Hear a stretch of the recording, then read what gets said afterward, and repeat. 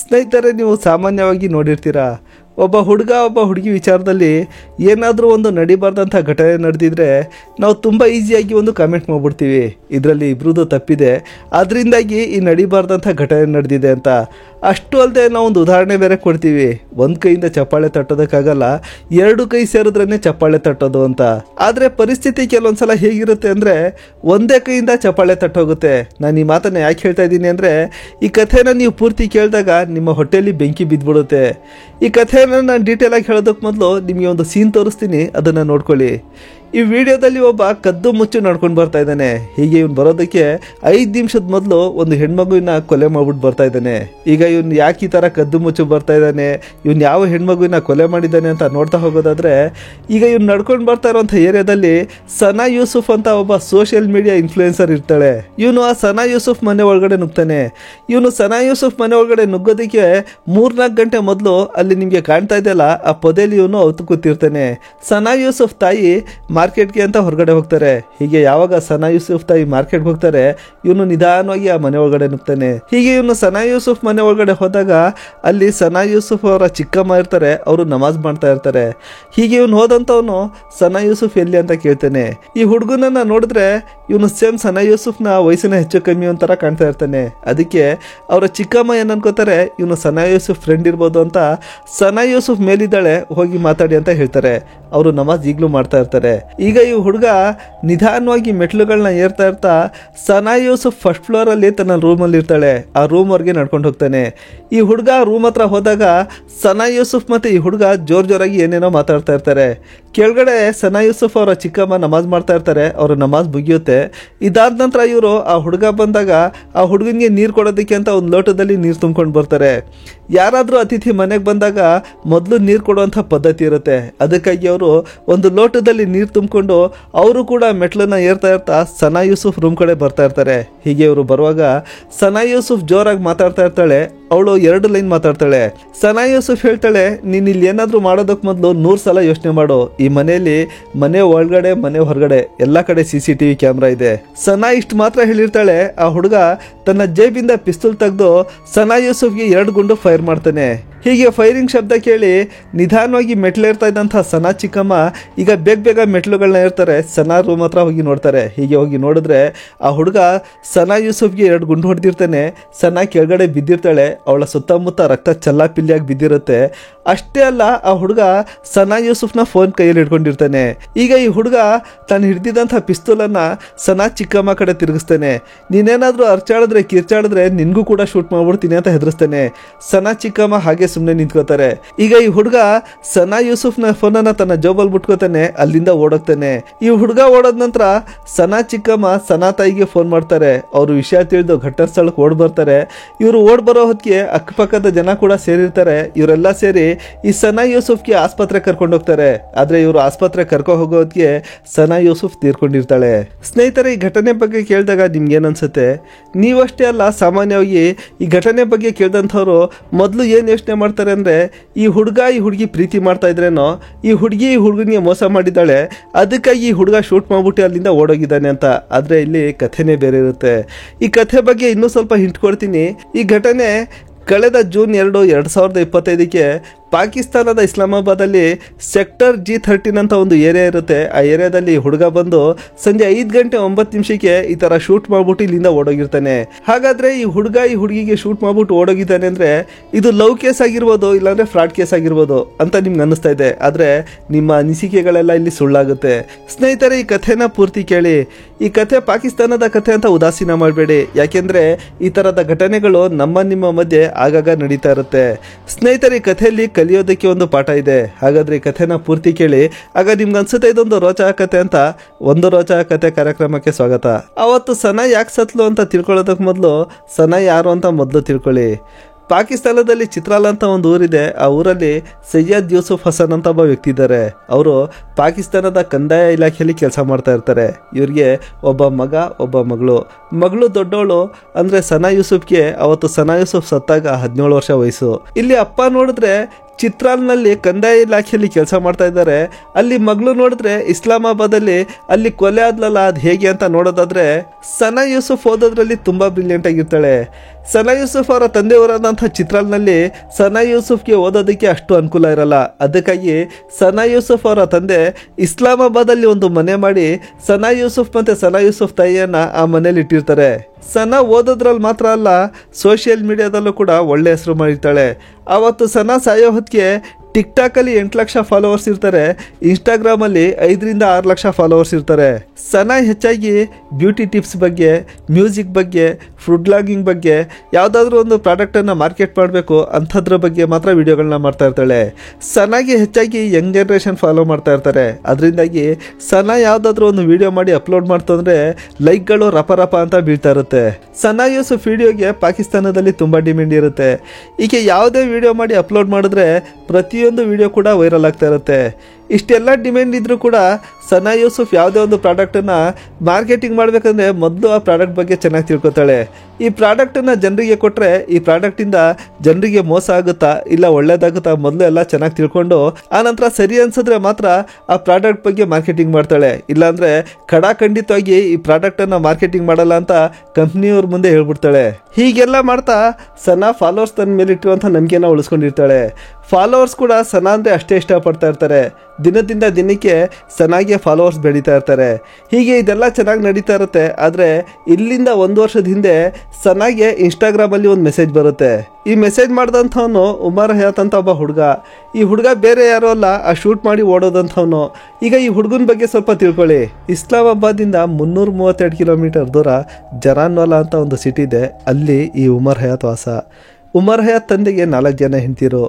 4ನೇ ಹೆಂಡತಿ ಕಿರಿ ಮಗ ಈ ಉಮರ್ ಹಯಾತ್ ಆಗಿರ್ತಾನೆ.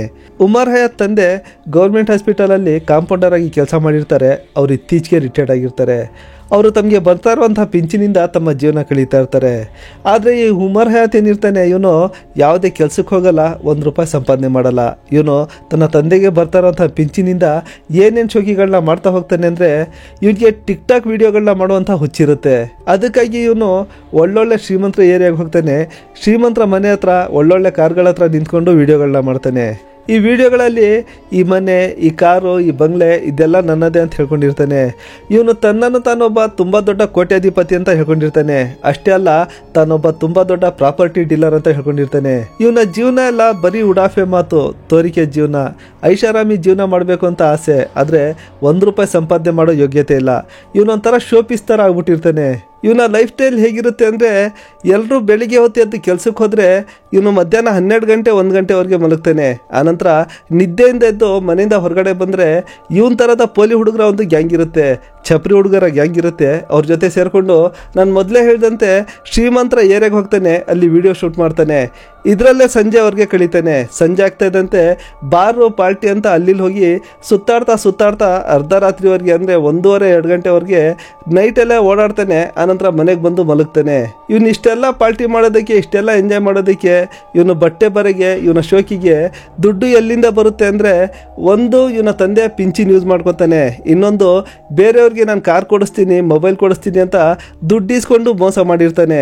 ಹೀಗೆ ದುಡ್ಡು ಕೊಟ್ಟು ಮೋಸ ಹೋದವರು ಎಷ್ಟೋ ಸಲ ಉಮರ್ ಹಯಾತ್ ಮನೆ ಹತ್ರ ಬಂದು ಗಲಾಟೆ ಮಾಡಿರ್ತಾರೆ. ಉಮರ್ ಹಯಾತ್ಗೆ ಇಟ್ಕೊಂಡು ಹೊಡೆದಿರ್ತಾರೆ. ಆದರೆ ಎಷ್ಟೇ ಹೊಡೆದ್ರು ಏನೇ ಬಡಿದ್ರು ಇವನ ಹತ್ರ 1 ರೂಪಾಯಿ ಕಿತ್ಕೊಳ್ಳೋಕ್ಕಾಗಲ್ಲ. ಜೀವನದಲ್ಲಿ ಇಷ್ಟೆಲ್ಲ ಬಿದ್ದೋಗಿದ್ರು ಕೂಡ ಉಮರ್ ಹಯಾತ್ಗೆ ಸ್ವಲ್ಪ ಕೂಡ ಬುದ್ಧಿ ಬಂದಿರಲ್ಲ. ಇವನು ಇಷ್ಟೆಲ್ಲ ವಿಡಿಯೋಗಳನ್ನ ಮಾಡ್ತಾ ಇದ್ರೆ ಇವನ ವಿಡಿಯೋಗೆ ರೀಚ್ ಬರ್ತಾ ಇರಲ್ಲ. ಅದಕ್ಕಾಗಿ ಉಮರ್ ಹಯಾತ್ ಏನು ಮಾಡ್ತಾನೆ, ಟಿಕ್ಟಾಕ್ನಲ್ಲಿ, ಇನ್ಸ್ಟಾಗ್ರಾಮಲ್ಲಿ ಯಾವ ಹುಡುಗಿರು ಹೆಚ್ಚು ಪಾಪ್ಯುಲರ್ ಆಗಿದ್ದಾರೆ ಅವ್ರ ಜೊತೆ ಸೇರಿಕೊಂಡು ವಿಡಿಯೋಗಳನ್ನ ಮಾಡ್ತಾನೆ, ಕೊಲಾಬ್ರೇಷನ್ ಮಾಡ್ತಾನೆ. ಹೀಗೆ ಕೊಲಾಬ್ರೇಷನ್ ವಿಡಿಯೋಗಳನ್ನ ಮಾಡಿದಾಗ ಈಗ ಬರ್ತಾ ನಿಧಾನವಾಗಿ ಉಮರ್ ಹಯಾತ್ನ ಫಾಲೋವರ್ಸ್ಗಳು ಹೆಚ್ಚುತ್ತಾ ಇರ್ತಾರೆ. ಉಮರ್ ಹಯಾತ್ಗೆ ಈ ಐಡಿಯಾ ಬೆಸ್ಟ್ ಅನಿಸುತ್ತೆ. ಹೀಗೆ ನೆಕ್ಸ್ಟ್ ವಿಡಿಯೋಗಾಗಿ ಪಾರ್ಟ್ನರ್ ಯಾರು ಅಂತ ಉಮರ್ ಹಯಾತ್ ಹುಡುಕ್ತಾ ಹೋದಾಗ ಒಂದ್ಸಲ ಸನಾ ಯೂಸುಫ್ ವಿಡಿಯೋ ಉಮರ್ ಹಯಾತ್ ಮುಂದೆ ಬರುತ್ತೆ. ಉಮರ್ ಹಯಾತ್ ಆ ವಿಡಿಯೋಗೆ ಕಾಮೆಂಟ್ ಮಾಡ್ತಾನೆ. ಆದರೆ ಸನಾ ಯೂಸುಫಿಂದ ಯಾವುದೇ ರಿಪ್ಲೈ ಬರಲ್ಲ. ಆದರೆ ಉಮರ್ ಹಯಾತ್ ಇಷ್ಟಕ್ಕೆ ಸುಮ್ಮನಾಗಲ್ಲ. ಅವನು ಸನಾ ಯೂಸುಫ್ನ ಪ್ರತಿಯೊಂದು ವಿಡಿಯೋಗೂ ಕಾಮೆಂಟ್ ಮಾಡ್ತಾ ಇರ್ತಾನೆ. ಇವನು ಎಷ್ಟೇ ಕಾಮೆಂಟ್ಗಳನ್ನ ಮಾಡ್ತಾ ಇದ್ರು ಸನಾ ಯೂಸುಫಿಂದ ಯಾವುದೇ ರಿಪ್ಲೈ ಬರ್ತಾ ಇರಲ್ಲ. ಇವನು ಇದೇ ಥರ ಕಾಮೆಂಟ್ಗಳನ್ನ ಮಾಡ್ತಾನೆ ಇರ್ತಾನೆ. ಒಂದ್ಸಲ ಸನಾ ಯೂಸುಫ್ ಈ ಉಮರ್ ಹಯಾತ್ನ ಕಾಮೆಂಟ್ಗೆ ರಿಪ್ಲೈ ಮಾಡ್ಬಿಡ್ತಾಳೆ. ಈ ಥರ ಯಾವಾಗ ಸನಾ ಯೂಸುಫ್ ತನ್ನ ಕಾಮೆಂಟ್ಗೆ ರಿಪ್ಲೈ ಮಾಡ್ತಾಳೆ, ಉಮರ್ ಹಯಾತ್ ಇದನ್ನು ತಪ್ಪಾಗಿ ತಿಳ್ಕೊತಾನೆ. ಇಲ್ಲಿ ನೋಡಬೇಕಾದ್ರೆ ಸನಾ ಯೂಸುಫ್ ಏನು ಇವನಿಗೆ ವಿಶೇಷವಾಗಿ ರಿಪ್ಲೈ ಮಾಡಿರಲ್ಲ. ನಾರ್ಮಲ್ ಆಗಿ ಕಾಮೆಂಟ್ಗೆ ಯಾವ ಥರ ರಿಪ್ಲೈ ಮಾಡ್ತಾರೆ ಅಷ್ಟು ಮಾತ್ರ ಸನಾ ಯೂಸುಫ್ ರಿಪ್ಲೈ ಮಾಡಿರ್ತಾಳೆ. ಆದರೆ ಉಮರ್ ಹಯಾತ್ ಇದನ್ನ ತಪ್ಪಾಗಿ ತಿಳ್ಕೊಂಡಿರ್ತಾನೆ. ಇಲ್ಲಿಂದ ಉಮರ್ ಹಯಾತ್ ಸನಾ ಯೂಸುಫ್ಗೆ ರೆಗ್ಯುಲರ್ ಆಗಿ ಮೆಸೇಜ್ಗಳು ಮಾಡ್ತಾ ಇರ್ತಾನೆ. ನಾನು ನಿಮ್ಮ ಜೊತೆ ಸೇರ್ಕೊಂಡು ವಿಡಿಯೋ ಮಾಡಬೇಕು, ಅದಕ್ಕಾಗಿ ಒಂದು ಡೇಟ್ ಕೊಡಿ, ಟೈಮ್ ಕೊಡಿ ಅಂತ. ಆದ್ರೆ ಇಲ್ಲಿ ಉಮರ್ ಹಯಾತ್ ಅನ್ಕೊಂಡಂತೆ ಸನಾ ಯೂಸುಫ್ ಪಳ್ಳು ಹುಡುಗಿ ಅಲ್ಲ. ಅವಳು ತನ್ನ ಲಿಮಿಟ್ ಅಲ್ಲಿ ಇರ್ತಾಳೆ. ತನ್ನ ತಂದೆ ತಾಯಿ ಹೇಳ್ದಂತ ಮಾತನ್ನ ಕೇಳ್ಕೊಂಡು ಅವಳು ತನ್ನ ಕೆಲಸ ಮಾಡ್ಕೊಂಡು ಬರ್ತಾ ಇರ್ತಾಳೆ. ಉಮರ್ ಹಯಾತ್ ಎಷ್ಟೇ ಮೆಸೇಜ್ಗಳನ್ನ ಕಳಿಸ್ತಾ ಇದ್ರು ಅದನ್ನ ನೈಸಾಗಿ ರಿಜೆಕ್ಟ್ ಮಾಡ್ತಾ ಇರ್ತಾಳೆ. ಪ್ರತಿ ಮೆಸೇಜ್ ಅಲ್ಲೂ ಅಣ್ಣ ನನಗೆ ವಿಡಿಯೋ ಮಾಡೋದಕ್ಕೆ ಟೈಮ್ ಇಲ್ಲ, ಐ ಆಮ್ ಸಾರಿ ಅಂತ ರಿಪ್ಲೈ ಮಾಡ್ತಾ ಇರ್ತಾಳೆ. ಈ ಮೆಸೇಜ್ ಗಳಿಂದ ಉಮರ್ ಹಯಾತ್ಗೆ ಬೆಂಕಿ ಹತ್ಕೊಂಡಂಗಾಗುತ್ತೆ. ಅವನು ತನ್ನ ಫ್ರೆಂಡ್ಗಳ ಜೊತೆ ಹೇಳ್ಕೊಂಡಿರ್ತಾನೆ, ನಾನು ವಿಡಿಯೋ ಕೊಲಾಬ್ರೇಷನ್ಗೆ ಅಂತ ಮೆಸೇಜ್ ಮಾಡಿದ್ರೆ ಅವಳು ನನಗೆ ಅಣ್ಣ ಅಣ್ಣ ಅಂತ ರಿಪ್ಲೈ ಮಾಡ್ತಾ ಇದ್ದಾಳೆ ಅಂತ ಹೇಳ್ಕೊಂಡಿರ್ತಾನೆ. ಇಲ್ಲಿ ಯಾವಾಗ ಸನಾ ಯೂಸುಫ್ ತನ್ನ ಜೊತೆ ಸೇರಿ ವಿಡಿಯೋ ಮಾಡೋದಕ್ಕೆ ಒಪ್ತಾ ಇಲ್ಲ, ಉಮರ್ ಹಯಾತ್ ಇಲ್ಲಿಂದ ಒಂದು ಹೊಸ ಐಡಿಯಾ ಹುಡುಕ್ತಾನೆ. ತನ್ನ ಹತ್ರ ಬೇರೆ ಬೇರೆ ಬ್ರ್ಯಾಂಡ್ನ ಹೊಸ ಹೊಸ ಡೀಲ್ಗಳಿದೆ, ನನ್ನ ಜೊತೆ ಮೀಟ್ ಮಾಡಿದ್ರೆ ಆ ಡೀಲ್ಗಳನ್ನ ನಿಮಗೆ ಕೊಡಿಸ್ತೀನಿ ಅಂತ ಮೆಸೇಜ್ಗಳನ್ನ ಮಾಡ್ತಾನೆ. ಆದ್ರೆ ಈ ಮೆಸೇಜ್ಗೂ ಕೂಡ ಸನಾ ಯೂಸುಫ್ ನೈಸಾಗಿ ರಿಜೆಕ್ಟ್ ಮಾಡಿರ್ತಾಳೆ. ಅಣ್ಣ ನೋಡಿ, ನನಗೆ ನಿಮ್ಮ ಜೊತೆ ವಿಡಿಯೋ ಮಾಡೋದಕ್ಕೆ ಇಂಟ್ರೆಸ್ಟ್ ಇಲ್ಲ, ನಿಮ್ಮ ಯಾವುದೇ ಬ್ರ್ಯಾಂಡ್ ಡೀಲ್ಗಳು ನನಗೆ ಬೇಕಾಗಿಲ್ಲ, ನೀವು ಮತ್ತೆ ಮತ್ತೆ ನನಗೆ ಮೆಸೇಜ್ ಮಾಡಿ ಹಿಂಸೆ ಕೊಡಬೇಡಿ, ನಾನು ಹೇಗಿದ್ದೀನೋ ಹಾಗೆ ನಾನು ಸಂತೋಷವಾಗಿದ್ದೀನಿ, ನೀವು ಇಷ್ಟು ಕೇರ್ ಮಾಡಿದ್ದಕ್ಕಾಗಿ ಥ್ಯಾಂಕ್ ಯು ಅಂತ ಈ ಮೆಸೇಜ್ಗಳನ್ನು ಕೂಡ ರಿಜೆಕ್ಟ್ ಮಾಡಿರ್ತಾಳೆ. ಇಷ್ಟೆಲ್ಲ ರಿಜೆಕ್ಷನ್ಗಳಾಗ್ತಾ ಇದ್ರು ಉಮರ್ ಹಯಾತ್ಗೆ ಸ್ವಲ್ಪ ಕೂಡ ಮಾನ ಮರ್ಯಾದೆ ಇರಲಿಲ್ಲ ಅನ್ಸುತ್ತೆ. ಅವನು ಮತ್ತೆ ಮೆಸೇಜ್ ಮಾಡ್ತಾನೆ, ನೀವು ನನ್ನ ಜೊತೆ ವಿಡಿಯೋ ಮಾಡಲಿಲ್ಲ ಅಂದ್ರೂ ಪರವಾಗಿಲ್ಲ, ನಿಮ್ಮ ಅಡ್ರೆಸ್ ಕೊಡಿ, ನಾನು ನಿಮ್ಮ ಜೊತೆ ಒಂದ್ಸಲ ಮೀಟ್ ಮಾಡಬೇಕು ಅಂತ ಕೇಳ್ತಾನೆ. ಆದರೆ ಅಲ್ಲಿಂದ ಅಡ್ರೆಸ್ ಎಲ್ಲ ಕೊಡೋದಕ್ಕಾಗಲ್ಲ, ಸಾರಿ ಅಂತ ಮೆಸೇಜ್ ಬರುತ್ತೆ. ಆದರೆ ಉಮರ್ ಹಯಾತ್ ಏನು ಮಾಡ್ತಾನೆ, ಸನಾ ಯೂಸುಫ್ ವಿಡಿಯೋ ಮಾಡುವಾಗ ಅವಳು ಯಾವ ಲೊಕೇಶನ್ ಅಲ್ಲಿ ವಿಡಿಯೋ ಮಾಡ್ತಾ ಇದ್ದಾಳೆ ಅಂತ ಗಮನ ಇಟ್ಟು ನೋಡ್ತಾನೆ. ಹೀಗೆ ನೋಡ್ತಾ ನೋಡ್ತಾ ಅವನು ಅಬ್ಸರ್ವ್ ಮಾಡ್ತಾನೆ, ಇವಳು ಇಸ್ಲಾಮಾಬಾದ್ ಅಲ್ಲಿ ವಿಡಿಯೋ ಮಾಡ್ತಾ ಇದ್ದಾಳೆ ಅಂತ ಉಮರ್ ಹಯಾತ್ಗೆ ಗೊತ್ತಾಗುತ್ತೆ. ಇಸ್ಲಾಮಾಬಾದ್ ಅಲ್ಲಿ ಉಮರ್ ಹಯಾತ್ಗೆ ಕೆಲವೊಂದು ಫ್ರೆಂಡ್ಗಳಿರ್ತಾರೆ, ಅದರಿಂದಾಗಿ ಸನಾ ಯೂಸುಫ್ನ ಅಡ್ರೆಸ್ ಈ ಉಮರ್ ಹಯಾತ್ಗೆ ಸಿಕ್ಬಿಡುತ್ತೆ. ಇಲ್ಲಿಂದ ಈಗ ಈ ಕಥೆನ ಕಂಟಿನ್ಯೂ ಮಾಡೋದಕ್ಕೆ ಮೊದಲು ಒಂದು ಪಾಯಿಂಟನ್ನು ಹೇಳ್ತೀನಿ, ಅದನ್ನು ಸ್ವಲ್ಪ ಜ್ಞಾಪಕದಲ್ಲಿ ಇಟ್ಕೊಳ್ಳಿ. ಸನಾ ಯೂಸುಫ್ ಇಲ್ಲಿ ವಿಡಿಯೋಗಳನ್ನ ಮಾಡ್ತಾ ಇದ್ರು ಕೂಡ ಅವಳು ತನ್ನ ತಂದೆ ತಾಯಿಯ ಹದ್ಬಸ್ತಲ್ಲಿ ಇರ್ತಾಳೆ. ಸನಾ ಯೂಸುಫ್ನ ತಂದೆ ತಾಯಿ ಸನಾ ಯೂಸುಫ್ನ ಪ್ರತಿಯೊಂದು ಆಕ್ಟಿವಿಟಿಗಳನ್ನ ಗಮನಿಸ್ತಾ ಇರ್ತಾರೆ. ತಮ್ಮ ಮಗಳು ಯಾವ ಮೆಸೇಜ್ಗೆ ಯಾವ ಥರ ರಿಪ್ಲೈ ಮಾಡ್ತಾ ಇದ್ದಾಳೆ ಅದನ್ನೆಲ್ಲ ನೋಡ್ತಾ ಇರ್ತಾರೆ. ಇದರಿಂದಾಗಿ ಸನಾ ಯೂಸುಫ್ ಮೊದಲಿಂದ ಇಲ್ಲಿವರೆಗೆ ಉಮರ್ ಹಯಾತ್ಗೆ ಒಂದ್ಸಲ ಕೂಡ ಅವನಿಗೆ ಕೆಣ್ಕೋತಾರ, ಪ್ರೀತಿಗೆ ಪ್ರಚೋದನೆ ಮಾಡೋ ಥರ ಒಂದು ಮೆಸೇಜ್ ಕೂಡ ಮಾಡಿರಲ್ಲ. ಅದೇ ಇನ್ನೊಂದು ಕಡೆ ಉಮರ್ ಹಯಾತ್ಗೆ ಸನಾ ಯೂಸುಫ್ನ ಅಡ್ರೆಸ್ ಸಿಕ್ಕಿರುತ್ತೆ. ಈಗ ಕಳೆದ ಮೇ 29ಕ್ಕೆ ಸನಾ ಯೂಸುಫ್ನ ಬರ್ತ್ಡೇ ಇರುತ್ತೆ. ಅದಕ್ಕಾಗಿ ಉಮರ್ ಹಯಾತ್ ಏನು ಮಾಡ್ತಾನೆ, ತನ್ನ ಊರಿಂದ ಇಸ್ಲಾಮಾಬಾದ್ಗೆ 332 ಕಿಲೋಮೀಟರ್ ಡಿಫ್ರೆನ್ಸ್ ಇರುತ್ತೆ, ಒಂದು ಫಾರ್ಚುನರ್ ಕಾರ್ ಬಾಡಿಗೆಗೆ ತಗೋತಾನೆ. ಜೊತೆಯಲ್ಲಿ ಕೆಲವೊಂದು ಕಾಸ್ಟ್ಲಿ ಗಿಫ್ಟ್ಗಳನ್ನ ತಗೋತಾನೆ. ಜರಾನವಾಲಾದಿಂದ ಇಸ್ಲಾಮಾಬಾದ್ಗೆ ಹೊರಟ್ಬಿಡ್ತಾನೆ. ಹೀಗೆ ಹೋದಂಥವನು ಹುಡುಕ್ತಾ ಸನಾ ಯೂಸುಫ್ ಮನೆಗೆ ಬರ್ತಾನೆ.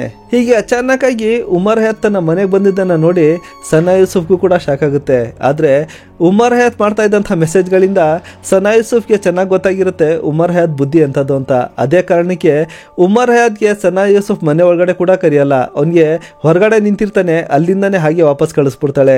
ಗಿಫ್ಟ್ಗಳನ್ನ ಕೊಡೋದಕ್ಕೆ ಹೋದ್ರೆ, ಈ ಗಿಫ್ಟ್ಗಳನ್ನ ನಿನ್ಗೆ ತರೋದಕ್ಕೆ ಯಾರು ಹೇಳಿದ್ರು, ನಿನ್ನ ಗಿಫ್ಟ್ಗಳು ನನಗೆ ಬೇಕಾಗಿಲ್ಲ, ಇದನ್ನ ತಗೊಂಡು ಹೋಗು ಅಂತ ಹಾಗೆ ಕಳಿಸ್ಬಿಡ್ತಾಳೆ.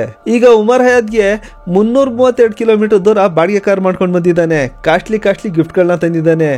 ಅವ್ನು ಯಾರಿಗೆ ಮೋಸ ಮಾಡಿದ್ನ ಏನೋ ಗೊತ್ತಿಲ್ಲ, ಇಲ್ಲ ದುಡ್ಡು ಹೇಗೆ ಸೆಟ್ ಮಾಡಿದ್ನ ಏನೋ ಗೊತ್ತಿಲ್ಲ, ಒಟ್ಟಿನಲ್ಲಿ ಕಾಸ್ಟ್ಲಿ ಗಿಫ್ಟ್ಗಳನ್ನ ತಂದಿದ್ರೆ ಸನಾ ಯೂಸುಫ್ ನೋಡಿದ್ರೆ ನಿನ್ನ ಗಿಫ್ಟ್ಗಳನ್ನ ನೀನೇ ಮಾಡಿಕೊ ಅಂತ ಬೀದಿಲಿ ನಿಂತು ಬೈದು ಉಮರ್ ಹಯಾತ್ಗೆ ವಾಪಸ್ ಕಳಿಸಿರ್ತಾಳೆ.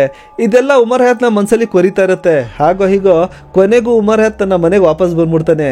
ರಾತ್ರಿ ಮಲಗುವಾಗ ಉಮರ್ ಹಯಾತ್ ತನ್ನ ಫೋನ್ ನೋಡ್ತಾ ಇರ್ತಾನೆ. ಹೀಗೆ ಫೋನ್ ನೋಡ್ತಾ ಇನ್ಸ್ಟಾಗ್ರಾಮ್ ಹೋಗ್ತಾನೆ. ಈ ಥರ ಇನ್ಸ್ಟಾಗ್ರಾಮ್ ಆನ್ ಮಾಡಿದಾಗ ನೋಡ್ತಾನೆ, ಇದ್ದಕ್ಕಿದ್ದಂತೆ ಇವನ ಮುಂದೆ ಸನಾ ಯೂಸುಫ್ನ ಒಂದು ಪೋಸ್ಟ್ ಬರುತ್ತೆ. ಆ ಪೋಸ್ಟ್ನಲ್ಲಿ ಸನಾ ಯೂಸುಫ್ ತನ್ನ ಫ್ರೆಂಡ್ಗಳ ಜೊತೆ ತನ್ನ ಬರ್ತ್ಡೇ ಸೆಲೆಬ್ರೇಷನ್ ಮಾಡ್ತಾ ಇರ್ತಾಳೆ, ಎಂಜಾಯ್ ಮಾಡ್ತಾ ಇರ್ತಾಳೆ. ಇದನ್ನು ನೋಡಿದಾಗ ಉಮರ್ ಹಯಾತ್ಗೆ ಉರಿದೋಗುತ್ತೆ. ಮಾರನೇ ದಿನ ಬೆಳಿಗ್ಗೆ ಎದ್ದು ಅದೇ ಫಾರ್ಚುನರ್ ಕಾರ್ ಎತ್ಕೊಂಡು ಜರಾನವಾಲಾದಿಂದ ಇಸ್ಲಾಮಾಬಾದ್ಗೆ ಬರ್ತಾನೆ. ಇಸ್ಲಾಮಾಬಾದ್ಗೆ ಬಂದು ಸನಾ ಯೂಸುಫ್ ಮನೆಯಿಂದ ತುಂಬ ದೂರದಲ್ಲಿ ಕಾರ್ ನಿಲ್ಲಿಸ್ತಾನೆ. ಹೊರಗಡೆ ಕಾಯ್ತಾ ಇರ್ತಾನೆ ಸನಾ ಯೂಸುಫ್ ಬರ್ಬೋದು ಅಂತ. ಅಲ್ಲಿ ಸ್ವಲ್ಪ ಪೊದೆ ಇರುತ್ತೆ, ಅಲ್ಲಿ ಪೊದೆಲ್ಲ ಹೊತ್ಕೊಂಡು ಸುಮಾರು 2-3 ಗಂಟೆ ಕಾಯ್ತಾನೆ. ಸನಾ ಯೂಸುಫ್ ಹೊರಗಡೆ ಬರಲ್ಲ. ತುಂಬ ಹೊತ್ತಿನ ನಂತರ ಸನಾ ಯೂಸುಫ್ ತಾಯಿ ಮಾರ್ಕೆಟ್ಗೆ ಹೋಗೋದಿರುತ್ತೆ. ಅವರು ಗೇಟ್ ಓಪನ್ ಮಾಡಿ ಹೊರಗಡೆ ಬರ್ತಾರೆ. ಅವ್ರು ಹೀಗೆ ಗೇಟ್ ಓಪನ್ ಮಾಡಿ ಹೊರಗಡೆ ಬಂದಾಗ ಉಮರ್ ಹಯಾತ್ ಅಲ್ಲಿ ಪೊದೆಯಲ್ಲಿ ಕೂತ್ಕೊಂಡು ಕಾಯ್ತಾ ಇರ್ತಾನೆ. ಸನಾ ಯೂಸುಫ್ ತಾಯಿ ತುಂಬ ದೂರ ಹೋಗೋರಿಗೆ ಕಾಯ್ತಾನೆ. ಅವರು ತುಂಬ ದೂರ ಹೋದ ನಂತರ ಇವನು ನಿಧಾನವಾಗಿ ಆ ಗೇಟ್ ಓಪನ್ ಮಾಡಿ ಮನೆ ಒಳಗಡೆ ನುಗ್ತಾನೆ. ಹೀಗೆ ಇವನು ಮನೆ ಒಳಗಡೆ ಬಂದು ನೋಡಿದ್ರೆ ಅಲ್ಲಿ ಸನಾ ಯೂಸುಫ್ನ ಚಿಕ್ಕಮ್ಮ ನಮಾಜ್ ಮಾಡ್ತಾ ಇರ್ತಾರೆ. ಇವನು ನಾರ್ಮಲ್ ಆಗಿ ಸನಾ ಯೂಸುಫ್ ಎಲ್ಲಿ ಅಂತ ಕೇಳ್ತಾನೆ. ಸನಾ ಯೂಸುಫ್ನ ಚಿಕ್ಕಮ್ಮ ಏನು ಅನ್ಕೋತಾರೆ, ಸನಾ ಯೂಸುಫ್ ಮತ್ತೆ ಉಮರ್ ಹಯಾತ್ ನೋಡೋದಕ್ಕೆ ಸೇಮ್ ಒಂದೇ ಏಜ್ನವ್ರ ತರ ಕಾಣ್ತಾ ಇದ್ದಾರೆ, ಇವರಿಬ್ರು ಫ್ರೆಂಡ್ಗಳಿರ್ಬೋದು ಅಂತ ಸನಾ ಯೂಸುಫ್ ಮೇಲೆ ತನ್ನ ರೂಮಲ್ಲಿ ಇದ್ದಾಳೆ, ಅಲ್ಲಿಗೆ ಹೋಗಿ ಮಾತಾಡಿ ಅಂತ ಉಮರ್ ಹಯಾತ್ನ ಸನಾ ಯೂಸುಫ್ನ ರೂಮ್ ಹತ್ರ ಕಳಿಸಿ ಕೊಡ್ತಾರೆ. ಈಗ ಉಮರ್ ಹಯಾತ್ ನಿಧಾನವಾಗಿ ಮೆಟ್ಲುಗಳನ್ನ ಏರಿ ಹೋಗ್ತಾ ಇದ್ರೆ ಇಲ್ಲಿ ಸನಾ ಯೂಸುಫ್ನ ಚಿಕ್ಕಮ್ಮ ಈಗಲೂ ಕೂಡ ನಮಾಜ್ ಮಾಡ್ತಾ ಇರ್ತಾರೆ. ಸುಮಾರು ಒಂದು 30 ಸೆಕೆಂಡ್ ಮಾತ್ರ ಕಳೆದಿರುತ್ತೆ. ಇಲ್ಲಿವರೆಗೆ ಉಮರ್ ಹಯಾತ್ ಹಾಗೆ ಹುಡುಕ್ತಾ ಹುಡುಕ್ತಾ ಸನಾ ಯೂಸುಫ್ನ ರೂಮರ್ಗೆ ಹೋಗಿರ್ತಾನೆ. ಹೀಗೆ ಉಮರ್ ಹಯಾತ್ ತನ್ನ ಬೆಡ್ರೂಮರ್ಗೆ ಬಂದದ್ದನ್ನ ನೋಡಿ ಸನಾ ಯೂಸುಫ್ ಭಯಂಕರ ಗಾಬರಿ ಪಡ್ತಾಳೆ. ನೀನ್ ಇಲ್ಲಿವರೆಗೆ ಯಾಕೆ ಬಂದೆ ಅಂತ ಕೇಳಿದ್ರೆ ಉಮರ್ ಹಯಾತ್ ಹೇಳ್ತಾನೆ, ನೀನ್ ಇಲ್ಲಿವರೆಗೆ ಮಾತಾಡಿದ್ ಸಾಕು, ಇನ್ ಮುಂದೆ ನಾನ್ ಮಾತಾಡ್ತೀನಿ ಅಂತ ಪಿಸ್ತೂಲ್ ತೆಗಿತಾನೆ. ಇದೇ ಇನ್ನೊಂದ್ ಕಡೆ ಸನಾ ಯೂಸುಫ್ ಅವರ ಚಿಕ್ಕಮ್ಮ ಮನೆಯಲ್ಲಿ ಗೆಸ್ಟ್ ಬಂದಿದ್ದಾರೆ, ಮೊದಲು ಅವ್ರಿಗೆ ನೀರು ಕೊಡೋಣ ಅಂತ ಅವರು ಕೈಯಲ್ಲಿ ನೀರು ಹಿಡ್ಕೊಂಡು ಮೆಟ್ಲುಗಳನ್ನ ಏರ್ತಾ ಇರ್ತಾರೆ. ಇನ್ನೇನು ಮೆಟ್ಲುಗಳನ್ನ ಏರಿ ಅವರು ರೂಮ್ ಹತ್ರ ಹೋಗ್ಬೇಕು, ಅಷ್ಟರಲ್ಲಿ 2 ಗನ್ ಶೂಟ್ ಆದಂಥ ಸೌಂಡ್ ಬರುತ್ತೆ. ಸ್ವಲ್ಪ ರೂಮ್ ಹತ್ರ ಹೋಗಿ ನೋಡಿದ್ರೆ ಉಮರ್ ಹಯಾತ್ ಸನಾ ಯೂಸುಫ್ಗೆ ಎದೆ ಭಾಗಕ್ಕೆ 2 ಗುಂಡ್ಗಳು ಹೊಡೆದಿರ್ತಾನೆ. ಸನಾ ಯೂಸುಫ್ ಅಲ್ಲೇ ಕುಸ್ತು ಬಿದ್ದೋಗಿರ್ತಾಳೆ. ಅವಳ ಸುತ್ತಮುತ್ತ ರಕ್ತ ಚಲ್ಲಾಪಿಲ್ಲಿಯಾಗಿ ಬಿದ್ದಿರುತ್ತೆ. ಕೈಯಲ್ಲಿ ಉಮರ್ ಹಯಾತ್ ಗನ್ ಹಿಡಿದಿರ್ತಾನೆ. ಆ ಗನ್ ಚಿಕ್ಕಮ್ಮನ ಕಡೆ ಮಾಡ್ತಾನೆ. ನೀನೇನಾದ್ರೂ ಅರ್ಚಾಡಿದ್ರೆ ಕೂಗಾಡಿದ್ರೆ ನಿನ್ಗೂ ಶೂಟ್ ಮಾಡ್ಬಿಡ್ತೀನಿ ಅಂತ ಹಾಗೆ ನಿಲ್ಲಿಸ್ತಾನೆ. ಮೊದಲು ಹೋಗಿ ಸನಾ ಯೂಸುಫ್ನ ಫೋನ್ ಎತ್ಕೋತಾನೆ. ತನ್ನ ಜೇಬಲ್ ಬಿಟ್ಕೊಂಡು ಅಲ್ಲಿಂದ ಉಮರ್ ಹಯಾತ್ ಓಡೋಗ್ತಾನೆ. ಹೀಗೆ ಉಮರ್ ಹಯಾತ್ ಓಡೋಗಿ 10-12 ಸೆಕೆಂಡ್ ಮಾತ್ರ ಕಳೆದಿರುತ್ತೆ. ಆನಂತರ ಸನಾ ಯೂಸುಫ್ನ ಚಿಕ್ಕಮ್ಮ ಅರ್ಚಾಡ್ತಾರೆ, ಕೂಗಾಡ್ತಾರೆ, ಅಕ್ಕಪಕ್ಕದ ಜನರನ್ನ ಸೇರಿಸ್ತಾರೆ. ಹೀಗೆ ಅಕ್ಕಪಕ್ಕದ ಜನ ಬಂದು ನೋಡೋ ಹೊತ್ತಿಗೆ ಸನಾ ಯೂಸುಫ್ನ ಉಸಿರು ನಿಲ್ತಾ ಬಂದಿರುತ್ತೆ. ಆದ್ರೂ ಕೂಡ ಆಸ್ಪತ್ರೆ ಕರ್ಕೊಂಡೋಗ್ತಾರೆ. ಡಾಕ್ಟ್ರು ಬರ್ತಾರೆ, ಚೆಕ್ ಮಾಡ್ತಾರೆ. ಆನಂತರ ಸನಾ ಯೂಸುಫ್ ಡೆಡ್ ಅಂತ ಡಿಕ್ಲೇರ್ ಮಾಡ್ತಾರೆ. ಇದಾದ ನಂತರ ಹಗ್ಲೊತ್ತಲ್ಲಿ ಸನಾ ಯೂಸುಫ್ ಮನೆಗೆ ನುಗ್ಗಿ ಸನಾ ಯೂಸುಫ್ಗೆ ಕೊಲೆ ಮಾಡ್ದವ್ನು ಯಾರು ಅಂತ ಪೊಲೀಸರು CCTV ಕ್ಯಾಮ್ರಾಗಳನ್ನ ನೋಡ್ತಾ ಹೋದ್ರೆ ಈ ವ್ಯಕ್ತಿ ಹತ್ರ ಕಾಣ್ತಾ ಇರ್ತಾನೆ. ಆದ್ರೆ ಇವ್ನು ಬಂದವ್ನು ಯಾರು ಹೋದವ್ನು ಯಾರು ಅಂತ ಅಲ್ಲಿ ಯಾರಿಗೂ ಗೊತ್ತಿರಲ್ಲ. ಇಲ್ಲಿ ಇವನು ಯಾರಿಗೂ ಯಾಕೆ ಗೊತ್ತಿಲ್ಲ ಅಂದ್ರೆ ಇವನು 330 ಕಿಲೋಮೀಟರ್ ದೂರದಿಂದ ಬಂದಿದ್ದಾನೆ. ಇವನ್ಗೆ ಯಾರು ನೋಡಿಲ್ಲ. ಅಷ್ಟೇ ಅಲ್ಲ, ಇವನು ಆನ್ಲೈನ್ ದ್ವೇಷ ತೀರ್ಸ್ಕೊಳಕ್ ಬಂದಿದ್ದಾನೆ ಅಂತ ಯಾರು ಅಂದಾಜ್ ಕೂಡ ಮಾಡೋದಕ್ಕಾಗ್ತಾ ಇಲ್ಲ. ಈಗ ಸರಿ ಅಂತ ಪೊಲೀಸರು 1 by 1 CCTV ಕ್ಯಾಮ್ರಾಗಳನ್ನ ಫಾಲೋ ಮಾಡ್ತಾ ಹೋಗ್ತಾರೆ. ಒಂದು ಕ್ಯಾಮ್ರಾದಲ್ಲಿ ನೋಡ್ತಾರೆ ಇವನು ಮನೆಯಿಂದ ಹೊರಗಡೆ ಬರ್ತಾನೆ. ಇನ್ನೊಂದು ಕ್ಯಾಮ್ರಾದಲ್ಲಿ ನೋಡ್ತಾರೆ ಒಂದು ರಸ್ತೆಯಲ್ಲಿ ನಡ್ಕೊಂಡು ಹೋಗ್ತಾ ಇರ್ತಾನೆ. ಇನ್ನೊಂದು ಕ್ಯಾಮ್ರಾದಲ್ಲಿ ನೋಡ್ತಾರೆ ಇದೇ ತರ ಇವ್ನು ನಡ್ಕೊಂಡು ಹೋಗ್ತಾ ಹೋಗ್ತಾ ಒಂದು ಕಾರ್ ಹತ್ತುತ್ತಾನೆ. ಇದೇ ತರ ಕಾರನ್ನ ಕ್ಯಾಮ್ರಾ ಬೈ ಕ್ಯಾಮ್ರಾ ಫಾಲೋ ಮಾಡ್ತಾ ಹೋಗ್ತಾರೆ. ಈಗ ಈ ಕಾರ್ ಹೋಗ್ತಾ ಹೋಗ್ತಾ ಚೆಕ್ ಪೋಸ್ಟ್ಗಳನ್ನ ಕ್ರಾಸ್ ಮಾಡುತ್ತೆ. ಇದೇ ತರ ಹೋಗ್ತಾ ಹೋಗ್ತಾ ಜರಾನವಾಲಾಗಿ ಹೋಗುತ್ತೆ. ಈಗ ಪೊಲೀಸರು ಇದೇ ತರ ಒಟ್ಟು 130 CCTV ಕ್ಯಾಮ್ರಾಗಳನ್ನ ಫಾಲೋ ಮಾಡ್ತಾ ಮಾಡ್ತಾ ಜರಾನವಾಲಾಗಿ ಬರ್ತಾರೆ. ಕೊನೆಗೆ ಉಮರ್ ಹಯಾತ್ಗೆ ಅರೆಸ್ಟ್ ಮಾಡ್ತಾರೆ. ಪೊಲೀಸರು ಉಮರ್ ಹಯಾತನ ಅರೆಸ್ಟ್ ಮಾಡಿದಾಗ ಉಮರ್ ಹಯಾತ್ ಹತ್ರ ಸನಾ ಯೂಸುಫ್ನ ಫೋನ್ ಇರುತ್ತೆ. ಈ ಫೋನ್ ಯಾಕೆ ಅಲ್ಲಿಂದ ಎತ್ಕೊಂಡು ಬಂದೆ ಅಂದ್ರೆ ಉಮರ್ ಹಯಾತ್ ಹೇಳ್ತಾನೆ, ನಾನು ಸನಾ ಯೂಸುಫ್ಗೆ ಸುಮಾರು ಮೆಸೇಜ್ಗಳನ್ನ ಮಾಡಿದ್ದೆ. ಆ ಮೆಸೇಜ್ಗಳನ್ನ ಡಿಲೀಟ್ ಮಾಡ್ಬಿಟ್ರೆ ಯಾವುದೇ ಸಾಕ್ಷಿಗಳಿರಲ್ಲ ಅಂತ ಹೇಳ್ತಾನೆ. ಆದ್ರೆ ಉಮರ್ ಹಯಾತ್ಗೆ ಸನಾ ಯೂಸುಫ್ನ ಫೋನಲ್ಲಿ ಒಂದು ಲಾಕ್ ಇರುತ್ತೆ. ಆ ಲಾಕ್ ಗೊತ್ತಿರಲ್ಲ. ಈಗ ಪೊಲೀಸರು ಉಮರ್ ಹಯಾತನ ಅರೆಸ್ಟ್ ಮಾಡಿದ್ದಾರೆ. ಉಮರ್ ಹಯಾತ್ ಹತ್ರ ಸನಾ ಯೂಸುಫ್ ಕೊಲೆಗೆ ಯೂಸ್ ಮಾಡಿದಂತಹ ಬೋರ್ 30 ಅಂತೆ. ಅದ್ಯಾವ ಪಿಸ್ತೂಲ್ ಅಂತ ನನಗೂ ಗೊತ್ತಿಲ್ಲ.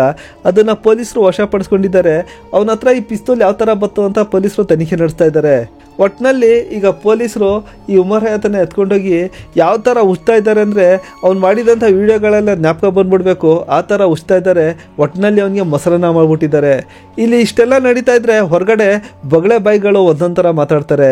ಇಲ್ಲಿ ಸ್ವಲ್ಪ ಜನ ಮಾತಾಡ್ತಾರೆ, ಇವಳಿಗೆ ಇನ್ಸ್ಟಾಗ್ರಾಮ್ ಟಿಕ್ಟಾಕ್ ಇದೆಲ್ಲ ಯಾಕೆ ಬೇಕಾಗಿತ್ತು ಅಂತ. ಆದರೆ ನೀವು ಸನಾ ಯೂಸುಫ್ನ ಕೆಲವೊಂದು ವಿಡಿಯೋಗಳನ್ನ ನೋಡಿ. ಸನಾ ಯೂಸುಫ್ನ ಒಂದು ವಿಡಿಯೋದಲ್ಲೂ ಕೂಡ ಸ್ವಲ್ಪ ಕೂಡ ಅಶ್ಲೀಲತೆ ಇಲ್ಲ. ಅವಳು ತುಂಬ ಕ್ಲೀನಾಗಿ ನೀಟಾಗಿ ತಂದೆ ತಾಯಿ ಮುಂದೆ ವಿಡಿಯೋಗಳನ್ನ ಶೂಟ್ ಮಾಡ್ತಾ ಇದ್ಲು. ಅಂಥದ್ರಲ್ಲಿ ಅಶ್ಲೀಲತೆ ಅನ್ನುವಂಥ ಪದ ಅಲ್ಲಿ ಸ್ವಲ್ಪ ಕೂಡ ನೋಡೋದಕ್ಕೆ ಸಿಗಲ್ಲ. ಇನ್ನೂ ಸ್ವಲ್ಪ ಜನ ಇಲ್ಲಿ ಮಾತಾಡ್ತಾರೆ ಇದೊಂದು ಲವ್ ಕೇಸ್ ಆಗಿರ್ಬೋದು. ಸನಾ ಯೂಸುಫ್ ಮೊದಲು ಉಮರ್ ಹಯಾತ್ಗೆ ಪ್ರೀತಿ ಮಾಡಿರ್ಬೋದು, ಆನಂತರ ಮೋಸ ಮಾಡಿರ್ಬೋದು.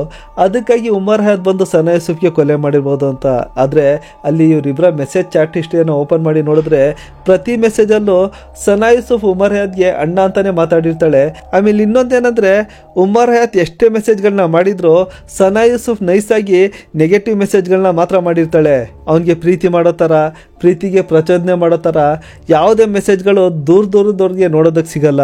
ಅದೇ ಇನ್ನೂ ಸ್ವಲ್ಪ ಜನ ಮಾತಾಡ್ತಾರೆ, ಉಮರ್ ಹಯಾತ್ ಒಬ್ಬ ಸೈಕೋ, ಅವನು ಪ್ರೀತಿಗೆ ಪ್ರಪೋಸ್ ಮಾಡಿದಾಗ ಸನಾ ಯೂಸುಫ್ ಅವನ ಪ್ರೀತಿನ ಒಪ್ಕೋಬೇಕಾಯ್ತು ಅಂತ. ಹಾಗಾದ್ರೆ ಇವನು ಸೈಕೋ ಅಂತ ಮಾತ್ರಕ್ಕೆ ಯಾವುದೇ ಹುಡುಗಿ ಅವನ ಪ್ರೀತಿಗೆ ಪ್ರಪೋಸ್ ಮಾಡ್ಕೋಬೇಕು ಅಂದ್ರೆ ಅದು ತಪ್ಪಾಗುತ್ತೆ. ಮೇನ್ ಹೇಳ್ಬೇಕಂದ್ರೆ ಈ ಸೈಕೋ ಅನ್ನೋಂಥ ಪದ ನಾವು ನೀವು ಕ್ರಿಯೇಟ್ ಮಾಡಿರುವಂಥದ್ದು. ಯಾವ ವ್ಯಕ್ತಿ ಕೂಡ ಹುಟ್ಟಾಗಿಂದ ಸೈಕೋ ಆಗಿ ಹುಟ್ಟಿ ಬರೋದಿಲ್ಲ. ಆದರೆ ಈ ಫಿಲಮ್ಗಳನ್ನ ನೋಡ್ತಾ, ರೀಲ್ಸ್ಗಳನ್ನ ನೋಡ್ತಾ ವ್ಯಕ್ತಿ ನಾನೊಬ್ಬ ಸೈಕೋ ಅಂತ ತೋರಿಸ್ಕೊಳ್ಳೋದಕ್ಕೆ ಈ ಥರದ್ದೆಲ್ಲ ಕೆಲಸಗಳನ್ನ ಮಾಡಿರ್ತಾನೆ. ಸರಿ, ಈಗ ನಾವು ನೀವು ಒಂದು ಕ್ಷಣ ಇವನೊಬ್ಬ ಸೈಕೋ ಅಂತ ಒಪ್ಕೊಳ್ಳೋಣ. ಜೂನ್ 2ರಿಂದ ಇಲ್ಲಿವರೆಗೆ ಪೊಲೀಸರು ಇವನಿಗೆ ಚೆನ್ನಾಗಿ ಡ್ರಿಲ್ ಮಾಡ್ಬಿಟ್ಟಿದ್ದಾರೆ.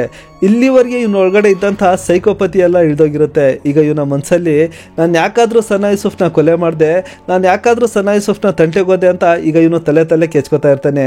ಒಟ್ಟಿನಲ್ಲಿ ಕೊನೆಯಲ್ಲಿ ಹೇಳೋದಾದ್ರೆ ಭೂಮಿಗೆ ಭಾರವಾಗಿದ್ದ ವೇಸ್ಟ್ ಬಾಡಿ ಒಬ್ಬ ಒಂದು ರೈಸಿಂಗ್ ಸ್ಟಾರ್ನ ಕೊಲೆ ಮಾಡಿ ಅನ್ಯಾಯ ಮಾಡ್ಬಿಟ್ಟ. ಇಲ್ಲಿಗೆ ಇವತ್ತಿನ ಕಥೆ ಮುಗಿಸೋಣ. ಸ್ನೇಹಿತರೆ, ನಮ್ಮ ಕಥೆ ನಿಮಗೆ ಇಷ್ಟ ಆದರೆ ಒಂದು ಲೈಕ್ ಮಾಡಿ, ಹೊಸಬರಾದರೆ ಸಬ್ಸ್ಕ್ರೈಬ್ ಮಾಡಿ. ಹಾಗೆ ಈ ವಿಡಿಯೋನ ಫೇಸ್ಬುಕ್ಕಲ್ಲಿ ನೋಡ್ತಾ ಇದ್ರೆ ಒಂದು ಲೈಕ್ ಮಾಡಿ, ಚಾನಲನ್ನು ಫಾಲೋ ಮಾಡಿ. ನಮಸ್ಕಾರ.